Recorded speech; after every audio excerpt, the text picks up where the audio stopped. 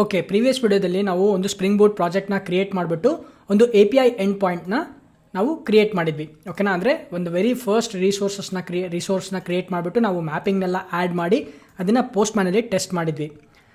First of all ನಿಮಗೆ ಏನು ಮಾಡ್ತಿದ್ದೀವಿ ನಾವಿಲ್ಲಿ ಗೊತ್ತಾಗ್ತಿಲ್ಲ ಅಂತಂದರೆ, ನಾವು ಪ್ರೀವಿಯಸ್ ಒಂದು ಲಾಸ್ಟ್ 2-3 ವೀಡಿಯೋಸಿಂದ ನಾವು ವೆಬ್ ಸರ್ವಿಸಸ್ ಬಗ್ಗೆ ಎಲ್ಲ ಡಿಸ್ಕಸ್ ಮಾಡಿ APIs ಅಂದರೆ ಏನು ಅಂತೆಲ್ಲ ಡಿಸ್ಕಸ್ ಮಾಡಿ ನಾವು ಒಂದು ಸ್ಟೂಡೆಂಟ್ APIನ ಕ್ರಿಯೇಟ್ ಮಾಡ್ತಾ ಇದ್ದೀವಿ. ನೀವೇನಾದರೂ ಪ್ರೀವಿಯಸ್ ವೀಡಿಯೋಸ್ನೆಲ್ಲ ಮಿಸ್ ಮಾಡಿದಿರಾ ಅಂತಂದರೆ ಡಿಸ್ಕ್ರಿಪ್ಷನ್ ಸೆಕ್ಷನಲ್ಲಿ ಆ ವಿಡಿಯೋ ಲಿಂಕ್ ಕೊಟ್ಟಿರ್ತೀನಿ. ಫಸ್ಟ್ ಆ ವೀಡಿಯೋಸ್ನ ವಾಚ್ ಮಾಡಿರಿ, ಆವಾಗ ನಿಮಗೆ ಈ ವೀಡಿಯೋಸ್ ಎಲ್ಲ ಮುಂದಿನ ವೀಡಿಯೋಸ್ಗಳೆಲ್ಲ ಅರ್ಥ ಆಗುತ್ತೆ. ಹಾಗೆಯೇ ಚಾನಲ್ಗೆ ಇನ್ನೂ ಸಬ್ಸ್ಕ್ರೈಬ್ ಆಗಿಲ್ಲ ಅಂತಂದರೆ ಸಬ್ಸ್ಕ್ರೈಬ್ ಆಗಿ ನೋಟಿಫಿಕೇಷನ್ಸ್ನ ಟರ್ನ್ ಆನ್ ಮಾಡ್ಕೊಳ್ರಿ. ನನ್ನ ಹೆಸರು ಭೂಷಣ್, ನಾನು ಫುಲ್ ಟೈಮ್ ಜಾವಾ ಡೆವಲಪರ್ ಆಗಿ ವರ್ಕ್ ಮಾಡ್ತಿದ್ದೀನಿ. ಓಕೆ, ಪ್ರೀವಿಯಸ್ ವಿಡಿಯೋದಲ್ಲಿ ಡಿಸ್ಕಸ್ ಮಾಡಿದಾಗ ನಾವು response status, response body, request mapping, controller ಇದನ್ನೆಲ್ಲ ಡಿಸ್ಕಸ್ ಮಾಡಿದ್ವಿ. ಬಟ್ ಇಲ್ಲಿ ನಾವೇನು ಡಿಸ್ಕಸ್ ಮಾಡಿದ್ವಪ್ಪ ಅಂತಂದರೆ ರೆಸ್ಪಾನ್ಸ್ ಬಾಡಿನ ಆ್ಯಡ್ ಮಾಡ್ತಾ ಇದ್ವಿ. ಅಂದರೆ ನಾವು ಒಂದು ಸರ್ವರ್ ಏನಾದರೂ ಡೇಟಾನ ರಿಟರ್ನ್ ಮಾಡಬೇಕು ಅಂತಂದರೆ ಒಂದು ರೆಸ್ಪಾನ್ಸ್ ಬಾಡಿ ಒಳಗಡೆಗೆ ರಿಟರ್ನ್ ಮಾಡಬೇಕು. ಅದಕ್ಕೋಸ್ಕರ ನಾವು ಒಂದು ರೆಸ್ಪಾನ್ಸ್ ಬಾಡಿನ ಆ್ಯಡ್ ಮಾಡಿದ್ವಿ. ಬಟ್ ಇದು ಆ್ಯಕ್ಚುಲಿ ಆಪ್ಷನ್, ಇದನ್ನು ಆ್ಯಡ್ ಮಾಡಬೇಕು ಅಂತನೇನಿಲ್ಲ, ಇದನ್ನು ರಿಮೂವ್ ಮಾಡಿಬಿಡೋಣ. ಓಕೆ, ಬಟ್ ಹಾಗಾದರೆ ನಾವೀಗ ರಿಟರ್ನ್ ಮಾಡಿದಾಗ ನಾವು ಒಂದು ಮೆಸೇಜ್ ಬಾಡಿ ಒಳಗಡೆಗೆ ಒಂದು ಡೇಟಾನ ಮೆಸೇಜ್ ಬಾಡಿ ಒಳಗಡೆಗೆ ರಿಟರ್ನ್ ಮಾಡಲಿಕ್ಕೆ ಏನು ಮಾಡಬೇಕು? ಅದಕ್ಕೆ ನಾವು ಇಲ್ಲಿ ಕಂಟ್ರೋಲರ್ ಯೂಸ್ ಮಾಡೋ ಅವಶ್ಯಕತೆ ಇಲ್ಲ. ಇನ್ಸ್ಟೆಡ್ ನಾವೇನು ಯೂಸ್ ಮಾಡ್ಬೋದು? ರೆಸ್ಟ್ ಕಂಟ್ರೋಲರ್ ಅಂತ ಯೂಸ್ ಮಾಡ್ಬೋದು. ಆ್ಯಕ್ಚುಲಿ ಈ ರೆಸ್ಟ್ ಕಂಟ್ರೋಲರ್ ಅದು it is A combination of controller plus response body annotation. ಅದು ಎರಡರಿಂದನೂ ಸೇರಿಬಿಟ್ಟು ಈ ರೆಸ್ಟ್ ಕಂಟ್ರೋಲರ್ ಅಂತ ಮಾಡಿದ್ದಾರೆ. ಬೇಕಿದ್ರೆ ಈ ಒಂದು ಅನೋಟೇಷನ್ ಒಳಗಡೆ ನೀವು ಎಂಟರ್ ಆದರೆ ಅಂತಂದರೆ ನಿಮಗೆ ಈಸಿಯಾಗಿ ಗೊತ್ತಾಗುತ್ತೆ. It is A combination of response body and controller. ನೀವು ಅವೆರಡನ್ನೂ ಆ್ಯಡ್ ಮಾಡೋದ್ರ ಬದಲು ಎಕ್ಸ್ಪ್ಲಿಸಿಟ್ ಆಗಿ ಈ ಒಂದು ರೆಸ್ಟ್ ಕಂಟ್ರೋಲ್ ಅಂತ ಆ್ಯಡ್ ಮಾಡಿದರೆ ಆಟೋಮೆಟಿಕ್ಕಾಗಿ ಆ ರೆಸ್ಪಾನ್ಸ್ ಬಾಡಿ ಎಲ್ಲ ಮೆಥಡ್ಸ್ಗೂ ನಾವು ಕ್ಲಾಸ್ ಒಳಗಡೆಗೆ ಬರೆಯೋ ಎಲ್ಲ ಮೆಥಡ್ಸ್ಗೂ ರೆಸ್ಪಾನ್ಸ್ ಬಾಡಿ ಆ್ಯಡ್ ಆಗಿಬಿಡುತ್ತೆ. ರೈಟ್? ಓಕೆ, ಅದಾದಮೇಲೆ ರೆಸ್ಪಾನ್ಸ್ ಸ್ಟೇಟಸ್ನ ಆ್ಯಡ್ ಮಾಡಿದ್ವಿ. ಇದು ಕೂಡ ಆಪ್ಷನಲ್. ಯಾವಾಗ ಆಪ್ಷನಲ್ ಆಗುತ್ತೆ? ನೀವೇನಾದರೂ ಸಕ್ಸಸ್ ರಿಟರ್ನ್ ಮಾಡ್ತಿದ್ದೀರಾ ಅಂತಂದಾಗ ಇದನ್ನು ಮಾಡೋ ಅವಶ್ಯಕತೆ ಇಲ್ಲ. ಇದನ್ನು ರಿಮೂವ್ ಮಾಡಿದರೂ ಆಟೋಮೆಟಿಕ್ಕಾಗಿ ನಮಗೆ 200 ಅಂತಲೇ ಬರುತ್ತೆ. ಫೈನ್, ಇದು ಆಪ್ಷನಲ್. ಫೈನ್. ಅದಾದಮೇಲೆ ರಿಕ್ವೆಸ್ಟ್ ಮ್ಯಾಪಿಂಗ್ ಅಂತ ಆ್ಯಡ್ ಮಾಡಿದ್ವಿ. ಓಕೆನಾ, ಇಲ್ಲೇನು ಮಾಡಿದ್ವಿ? ರಿಕ್ವೆಸ್ಟ್ ಮ್ಯಾಪಿಂಗಲ್ಲಿ ನಾವು ಮ್ಯಾಪಿಂಗ್ನ ಪ್ರೊವೈಡ್ ಮಾಡಿದ್ವಿ. URI, ಇದನ್ನು ಐಡೆಂಟಿಫೈರ್ ಅಂತ ಕರಿತೀವಿ. ಈ ಒಂದು ಐಡೆಂಟಿಫೈರ್ನ ಆ್ಯಡ್ ಮಾಡಿದ್ವಿ. ಅದಾದಮೇಲೆ ಮೆಥಡ್ ಪೋಸ್ಟ್ ಮೆಥಡ್ ಅಂತ ಸ್ಪೆಸಿಫೈ ಮಾಡಿದ್ವಿ. ಜಾವಾದಲ್ಲಿ ಏನು ಮಾಡಿದ್ದಾರೆ, ಸ್ಪ್ರಿಂಗ್ ಫ್ರೇಮ್ವರ್ಕಲ್ಲಿ ಏನು ಮಾಡಿದ್ದಾರಪ್ಪ ಅಂತಂದರೆ ಈ ರೀತಿ ಎಂಟೈರ್ ರಿಕ್ವೆಸ್ಟ್ ಮ್ಯಾಪಿಂಗ್ನ ಬರೆದು ಮೆಥಡ್ನ ಆ್ಯಡ್ ಮಾಡೋದ್ರ ಬದಲು ಒಂದು ಶಾರ್ಟ್ ಆ್ಯಂಡ್ ಅನೋಟೇಷನ್ಸ್ನ ಪ್ರೊವೈಡ್ ಮಾಡಿದ್ದಾರೆ. ಓಕೆನಾ, ಅದು ಯಾವುದಪ್ಪ ಅಂತಂದರೆ ಫಾರ್ ಎಕ್ಸಾಂಪಲ್ ನಾವೀಗ ಆ್ಯಡ್ ಮಾಡ್ತಿರೋದು ಪೋಸ್ಟ್ ಮೆಥಡ್ ಆಗಿರೋದ್ರಿಂದ ಪೋಸ್ಟ್ ಮ್ಯಾಪಿಂಗ್ ಅಂತ ಒಂದು ಅನೋಟೇಷನ್ ಇದೆ.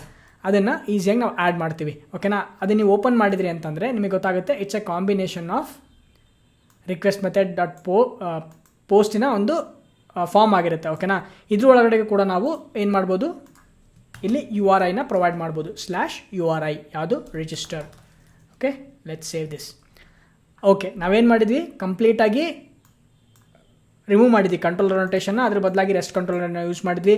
ರೆಸ್ಪಾನ್ಸ್ ಸ್ಟೇಟಸ್ ಕೂಡ ಆಪ್ಷನಲ್ಲು, ಅದನ್ನು ಕೂಡ ರಿಮೂವ್ ಮಾಡಿದ್ವಿ. ಅದಾದಮೇಲೆ ರಿಕ್ವೆಸ್ಟ್ ಮ್ಯಾಪಿಂಗ್ ಯೂಸ್ ಮಾಡೋದ್ರ ಬದಲು ಪೋಸ್ಟ್ ಮ್ಯಾಪಿಂಗ್ನ ಯೂಸ್ ಮಾಡಿದ್ವಿ. It's a combination of post method plus URI. ಅವೆರಡನ್ನು ಆ್ಯಡ್ ಮಾಡಲಿಕ್ಕೆ ಒಂದು ಶಾರ್ಟ್ ಆ್ಯಂಡ್ ಅನೋಟೇಷನ್ನ ಯೂಸ್ ಮಾಡ್ತೀವಿ. ಇದೇ ರೀತಿ ಬೇರೆ ಬೇರೆ ಮೆಥಡ್ಸ್ಗೆ ಬೇರೆ ಬೇರೆ ಅನೋಟೇಷನ್ಸ್ನ ಯೂಸ್ ಮಾಡಿದ್ದಾರೆ. ನೀವು ಡಿಲೀಟ್ ಮೆಥಡ್ ಯೂಸ್ ಮಾಡ್ತಿದ್ದೀರಾ ಅಂತಂದರೆ delete mapping, get method use ಮಾಡ್ತಿದ್ದೀರಾ ಅಂತಂದರೆ ಗೆಟ್ ಮ್ಯಾಪಿಂಗು, ಪುಟ್ ಮೆಥಡ್ ಯೂಸ್ ಮಾಡ್ತಿದ್ದೀರಾ ಅಂದರೆ ಪುಟ್ ಮ್ಯಾಪಿಂಗು, ಪ್ಯಾಚ್ ಮೆಥಡ್ ಯೂಸ್ ಮಾಡ್ತಿದ್ದೀರಾ ಅಂದರೆ ಪ್ಯಾಚ್ ಮ್ಯಾಪಿಂಗು. ಈ ರೀತಿ ಬೇರೆ ಬೇರೆ ಅನೋಟೇಷನ್ಸ್ನ ಯೂಸ್ ಮಾಡ್ಬೋದು.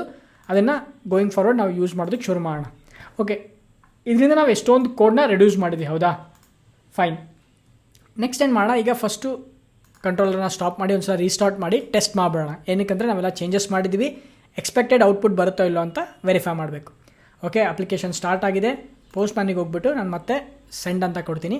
ಸೇಮ್ ನನಗೆ 200 ಬಂದಿದೆ. ಇವೊಂದು ನಾನಲ್ಲಿ ರೆಸ್ಪಾನ್ಸ್ ಸ್ಟೇಟಸ್ನ ರಿಮೂವ್ ಮಾಡಿದ್ರು ಕೂಡ ನನಗೆ 200 ಅಂತ ಬರ್ತಾ ಇದೆ. ಮೆಸೇಜ್ ಬಾಡಿಲಿ ರೆಸ್ಪಾನ್ಸ್ ಬಾಡಿ ಅಂತ ತೆಗೆದಿದ್ರು ಕೂಡ ನನಗೆ ಮೆಸೇಜ್ ಬಾಡಿಲಿ ಡೇಟಾ ಬರ್ತಾ ಇದೆ. ಏನಕ್ಕೆ ಅಂತಂದರೆ we have used rest controller. Okay, fine. ಅದಾದಮೇಲೆ ರಿಕ್ವೆಸ್ಟ್ ಮ್ಯಾಪಿಂಗ್ ಬದಲಿ ಪೋಸ್ಟ್ ಮ್ಯಾಪಿಂಗ್ನ ಯೂಸ್ ಮಾಡಿದ್ದೀವಿ. ಫೈನ್. ಹಾಗಾದರೆ ನೆಕ್ಸ್ಟು ಇದೇ ರೀತಿ ಬೇರೆ ಬೇರೆ ರಿಸೋರ್ಸಸ್ನ ಕ್ರಿಯೇಟ್ ಮಾಡೋಣ. ಇನ್ನೊಂದು ರಿಸೋರ್ಸ್ ಏನಕ್ಕೆ ಕ್ರಿಯೇಟ್ ಮಾಡೋಣ ಅಂತಂದರೆ ಸ್ಟೂಡೆಂಟ್ ಇನ್ಫಾರ್ಮೇಷನ್ನ ರಿಟ್ರೀವ್ ಮಾಡಲಿಕ್ಕೆ. ಈಗ ಎಷ್ಟೊಂದು ಸ್ಟೂಡೆಂಟ್ಸು ರಿಜಿಸ್ಟರ್ ಆಗ್ತಾರೆ, ಮೇ ಬಿ ಒಂದು 100-200 ಸ್ಟೂಡೆಂಟ್ಸ್ ಎಲ್ಲ ರಿಜಿಸ್ಟರ್ ಆಗ್ತಾರೆ. ಅವ್ರದ್ದು ರಿಜಿಸ್ಟ್ರೇಷನ್ ಎಲ್ಲ ನಾವು ವ್ಯೂ ಮಾಡಬೇಕು, ಅವ್ರದ್ದೆಲ್ಲ ಡೀಟೇಲ್ಸ್ನ ವ್ಯೂ ಮಾಡಬೇಕು ಅಂತಂದರೆ ನಾವು ಡೇಟಾಬೇಸಿಂದ ಫೆಚ್ ಮಾಡಬೇಕು. ಅಂದರೆ ಸರ್ವರಿಂದ ನಾವು ಡೇಟಾನ ರಿಟ್ರೀವ್ ಮಾಡಬೇಕು. ಇಲ್ಲೇನು ಮಾಡ್ತಿದ್ವಿ? ಸರ್ವರಲ್ಲಿ ನಾವು ಒಂದು ರಿಸೋರ್ಸ್ನ ಕ್ರಿಯೇಟ್ ಮಾಡ್ತಿದ್ವಿ, ಒಂದು ಹೊಸ ಯೂಸರ್ನ ರಿಜಿಸ್ಟರ್ ಮಾಡ್ಕೊಳ್ತಾ ಇದ್ವಿ. ಅದಕ್ಕೋಸ್ಕರ ಪೋಸ್ಟ್ ಮ್ಯಾಪಿಂಗ್ ಯೂಸ್ ಮಾಡಿದ್ವಿ. ಅದೇ ರೀತಿ ನಾವೇನಾದರೂ ಸರ್ವರಿಂದ ರಿಟ್ರೀವ್ ಮಾಡ್ಕೋಬೇಕು ಅಂತಂದರೆ ಗೆಟ್ ಮ್ಯಾಪಿಂಗ್ನ ಯೂಸ್ ಮಾಡ್ತೀವಿ. ಸೊ ಗೆಟ್ ಮ್ಯಾಪಿಂಗ್ನ ಯೂಸ್ ಮಾಡೋಣ. ಇಲ್ಲೇನು ಮಾಡೋಣ? /read ಅಂತ ಕೊಡ್ತೀನಿ. ಓಕೆನಾ, ಅಂದರೆ ನಾವು ಒಂದು ಸ್ಟೂಡೆಂಟ್ ಇನ್ಫಾರ್ಮೇಷನ್ನ ರೀಡ್ ಮಾಡ್ತಾ ಇದ್ದೀವಿ ಅಂತ ಅರ್ಥ. ಇದಕ್ಕೊಂದು ಮೆಥಡ್ನ ಬರೀಬೇಕು. ಮೆಥಡ್ ಸ್ಟ್ರಿಂಗ್ ರಿಟರ್ನ್ ಟೈಪ್ ಸ್ಟ್ರಿಂಗ್ನ ರಿಟರ್ನ್ ಮಾಡೋಣ. ಅದಾದಮೇಲೆ ರೀಡ್ ಸ್ಟೂಡೆಂಟ್ಸ್ ಅಥವಾ student details, read student details. Always meaningful ನೇಮ್ನ ಕೊಡ್ತಾ ಇರ್ರಿ ಮೆಥಡ್ಸಿಗೆ. ಸೊ ಬೇರೆಯವರಿಗೆ ನೀವು ಆ ಮೆಥಡ್ ನೇಮ್ನ ನೋಡಿದ ತಕ್ಷಣ ಅರ್ಥ ಆಗುತ್ತೆ. ರಿಟರ್ನ್ ಏನು ಮಾಡೋಣ, ಜಸ್ಟ್ ಒಂದು ಸ್ಟ್ರಿಂಗ್ನ ರಿಟರ್ನ್ ಮಾಡೋಣ. Fetching all students information from server.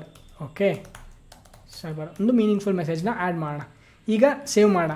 ಈಗ ಈ ಒಂದು ರಿಸೋರ್ಸಿನ ಐಡೆಂಟಿಫೈರ್ ಏನು, ಸ್ಲ್ಯಾಶ್ ರೀಡ್. ಓಕೆನಾ. ಸೊ ಏನಾದರೂ ಕ್ಲೈಂಟ್ ಏನಾದರೂ ಈ ಒಂದು ರಿಸೋರ್ಸ್ ಅವ್ರಿಗೆ ಏನಾದರೂ ಬೇಕಾಗಿತ್ತು ಅಂತಂದರೆ, ಈ ಒಂದು ರಿಸೋರ್ಸ್ನ ಅವ್ರೇನಾದರೂ ರಿಟ್ರೀವ್ ಮಾಡಬೇಕು ಅಂತಂದರೆ ಸ್ಲ್ಯಾಶ್ ರೀಡ್ ಅಂತ ಅವರು URL ಅಲ್ಲಿ ಕಳಿಸ್ಬೇಕು. ಅದಕ್ಕೆ ಸ್ಲ್ಯಾಶ್ ಸ್ಟೂಡೆಂಟ್ಸ್ ಅನ್ನೋದು ಪ್ರಿಪೆಂಡ್ ಮಾಡಿರಬೇಕು. ಓಕೆ, ಬಿಕಾಸ್ ಇದೇ ಇಲ್ಲಿ ರೂಟು. ನಾನು ಇದನ್ನು ರೂಟನ್ನು ಬಿಟ್ಟು ನಾನು ಡೈರೆಕ್ಟಾಗಿ ಸ್ಲ್ಯಾಶ್ ರೀಡ್ ಅಂತ ಕೊಡ್ತೀನಿ ಅಂತಂದರೆ ಸರ್ವರ್ ಐಡೆಂಟಿಫೈ ಮಾಡಲ್ಲ. ಓಕೆನಾ. ನಾವು ಪೇರೆಂಟಿಂದ ಬರಬೇಕಿಲ್ಲಿ. ಓಕೆನಾ. ಕ್ಲಾಸಿಗೆ ಏನು URI ಕೊಟ್ಟಿರ್ತೀವಿ ಅದನ್ನು ಆ್ಯಡ್ ಮಾಡಬೇಕು ಫಸ್ಟು, ಅದಾದಮೇಲೆ ಸ್ಲ್ಯಾಶ್ ರೀಡ್ ಅಂತ. ಇದು ನಾವು ಡಾಕ್ಯುಮೆಂಟೇಷನ್ನ ಯಾರಿಗೆ ಕೊಡಬೇಕು, ಕ್ಲೈಂಟಿಗೆ ಕೊಡಬೇಕು. ಓಕೆನಾ. ನಾವಿನ್ನೂ ಯಾವುದೇ ಥರ ಡಾಕ್ಯುಮೆಂಟೇಷನ್ ಇಲ್ಲಿ ಕ್ರಿಯೇಟ್ ಮಾಡಿಲ್ಲ, ಬಟ್ ನಾವು ಟೆಸ್ಟ್ ಮಾಡ್ತಿರೋದ್ರಿಂದ ಜಸ್ಟ್ ನಮಗೆ ಗೊತ್ತಿದೆ, ಅದಕ್ಕೋಸ್ಕರ ನಾವು ಟೆಸ್ಟ್ ಮಾಡ್ತಾ ಇದ್ದೀವಿ. ಬಟ್ ನಾಳೆ ದಿನ ಕಸ್ಟಮರಿಗೆ ಕೊಡಬೇಕು, ನಾವು ಯಾರಿಗೋ ಒಬ್ಬರಿಗೆ ಡೆಲಿವರ್ ಮಾಡಬೇಕಪ್ಪ ಇದನ್ನು ಅಂತಂದಾಗ ಅವಾಗ ನಾವೆಲ್ಲ ಒಂದು ಡಾಕ್ಯುಮೆಂಟೇಷನ್ನ ಕ್ರಿಯೇಟ್ ಮಾಡಿ ಅವ್ರಿಗೆ ಕೊಡಬೇಕು. ಓಕೆ, ಈ ಒಂದು ರಿಸೋರ್ಸ್ನ ನೀವು ಕಾಲ್ ಮಾಡ್ತಿದ್ದೀರಾ, ಈ ಒಂದು ರಿಸೋರ್ಸ್ ನಿಮಗೆ ಬೇಕು ಅಂತಂದರೆ URI ಏನು ಕಳಿಸ್ಬೇಕು, ಯಾವ ಮೆಥಡ್ನ ಕಳಿಸ್ಬೇಕು, ಫಾರ್ಮ್ಯಾಟ್ ಯಾವ ರೀತಿ ಇರಬೇಕು, ಎಲ್ಲದನ್ನು ನಾವು ಡಾಕ್ಯುಮೆಂಟ್ ಮಾಡಿ ಕೊಡಬೇಕು. ಅದು ಯಾವ ರೀತಿ ಡಾಕ್ಯುಮೆಂಟ್ ಕಳಿಸೋದು, ಯಾವ ರೀತಿ ಮಾಡೋದು ಅಂತೆಲ್ಲ ಮುಂದೆ ಫ್ಯೂಚರಲ್ಲಿ ಡಿಸ್ಕಸ್ ಮಾಡೋಣ. ಓಕೆ, ಈಗೇನು ಮಾಡೋಣ, ನಾವು ಜಸ್ಟ್ ಆ್ಯಡ್ ಮಾಡಿದ್ದೀವಿ, ಸ್ಟಾಪ್ ಮಾಡಿ ರೀಸ್ಟಾರ್ಟ್ ಮಾಡೋಣ. ಇದನ್ನು ಟೆಸ್ಟ್ ಮಾಡಬೇಕು. ಎಗೇನ್ ಇದನ್ನು ಟೆಸ್ಟ್ ಮಾಡಬೇಕು ಅಂತಂದರೆ ಪೋಸ್ಟ್ಮ್ಯಾನ್ನ ಯೂಸ್ ಮಾಡೋಣ. ರೈಟ್, ಅಪ್ಲಿಕೇಶನ್ ಸ್ಟಾರ್ಟ್ ಆಗಿದೆ. ಪೋಸ್ಟ್ಮ್ಯಾನ್ನ ಓಪನ್ ಮಾಡಿ ಇಲ್ಲಿ ನಾನು ಗೆಟ್ ಅಂತ ಕೊಡ್ತೀನಿ, ಸ್ಲ್ಯಾಶ್ ಸ್ಟೂಡೆಂಟ್ಸು, ಅದಾದಮೇಲೆ ರೀಡ್ ಅಂತ ಐಡೆಂಟಿಫೈಯರ್ ನೇಮು. ಇದನ್ನು ನಾನು ಸೆಂಡ್ ಅಂತ ಕೊಟ್ಟಾಗ ಆಟೋಮೆಟಿಕಲಿ ನಾನು 200 ಅಂತ ಬರುತ್ತೆ. Message bodily fetching all students information from server ಅಂತ ಮೆಸೇಜ್ ಬಂದಿರುತ್ತೆ. ಸೊ ಈ ರೀತಿ ನಾವು ಗೆಟ್ ಮ್ಯಾಪಿಂಗ್ಸ್ನ ಕೂಡ ಕ್ರಿಯೇಟ್ ಮಾಡ್ಬೋದು. ಅಂದರೆ ಸರ್ವರಲ್ಲಿ ನಾವು ಏನಾದರೂ ಒಂದು ಸರ್ವರಿಂದ ಏನಾದರೂ ಒಂದು ರೀಡ್ ಮಾಡ್ತಿದ್ವಿ, ಸರ್ವರಿಂದ ನಾವು ಏನಾದರೂ ಗೆಟ್ ಮಾಡ್ತಿದ್ವಿ ಅಂತಂದಾಗ ಗೆಟ್ ಮ್ಯಾಪಿಂಗ್ನ ಯೂಸ್ ಮಾಡ್ತೀವಿ. ಹಾಗಂತ ಹೇಳ್ಬಿಟ್ಟು ನಾನು ಇಲ್ಲಿ ಗೆಟ್ ಮ್ಯಾಪಿಂಗ್ನ ಯೂಸ್ ಮಾಡೋದ್ರ ಬದಲು ಪೋಸ್ಟ್ ಮ್ಯಾಪಿಂಗ್ ಯೂಸ್ ಮಾಡಿದ್ರೆ ವರ್ಕ್ ಆಗಲ್ಲ ಅಂತಲ್ಲ. It will work, obviously it will work. But the problem ಏನಪ್ಪ ಅಂತಂದರೆ we are not following the architectural design. ನಾವು ಅದನ್ನು ಒಂದು ಪ್ರಿನ್ಸಿಪಲ್ನ ಫಾಲೋ ಮಾಡ್ತಾಯಿಲ್ಲ, ಆ ಒಂದು ಸ್ಟ್ಯಾಂಡರ್ಡ್ ಪ್ರಿನ್ಸಿಪಲ್ನ ನಾವು ಫಾಲೋ ಮಾಡ್ತಾ ಇಲ್ಲ ಅಂತ ಅರ್ಥ ಅಷ್ಟೇ. Okay, fine. ಹಾಗಾದರೆ ಇಲ್ಲಿ ನಾವು ಗೆಟ್ ಮ್ಯಾಪಿಂಗ್ ಮಾಡೋದು ಯಾವ ರೀತಿ ಆಯಿತು, ಸರ್ವರಿಂದ ಯಾವ ರೀತಿ ರೀಡ್ ಮಾಡೋದು ಅಂತ ಕೂಡ ಅರ್ಥ ಮಾಡ್ಕೊಂಡ್ವಿ. ಅದೇ ರೀತಿ ಶಾರ್ಟ್ ಆ್ಯಂಡ್ ಅನೋಟೇಷನ್ಸ್ನ ಕೂಡ ಡಿಸ್ಕಸ್ ಮಾಡಿದ್ವಿ. ಗೆಟ್ ಮ್ಯಾಪಿಂಗು, ಪೋಸ್ಟ್ ಮ್ಯಾಪಿಂಗು, ಆಮೇಲೆ ರೆಸ್ಟ್ ಕಂಟ್ರೋಲರು, ಇದನ್ನೆಲ್ಲ ಡಿಸ್ಕಸ್ ಮಾಡಿದ್ವಿ. ನೆಕ್ಸ್ಟ್ ವಿಡಿಯೋದಲ್ಲಿ ಮತ್ತೆ ಡಿಲೀಟ್ ಮಾಡೋದಕ್ಕೆ ಯಾವ ರೀತಿ, ಒಂದು ರಿಸೋರ್ಸ್ನ ಡಿಲೀಟ್ ಮಾಡೋದಕ್ಕೆ ಯಾವ ರೀತಿ ಕ್ರಿಯೇಟ್ ಮಾಡ್ತೀವಿ ಒಂದು API ಎಂಡ್ ಪಾಯಿಂಟ್ನ, ಅದೇ ರೀತಿ ಅಪ್ಡೇಟ್ ಮಾಡಲಿಕ್ಕೆ ಯಾವ ರೀತಿ ಒಂದು ಎಂಡ್ ಪಾಯಿಂಟ್ನ ಕ್ರಿಯೇಟ್ ಮಾಡ್ತೀವಿ ಅಂತ ಡಿಸ್ಕಸ್ ಮಾಡೋಣ.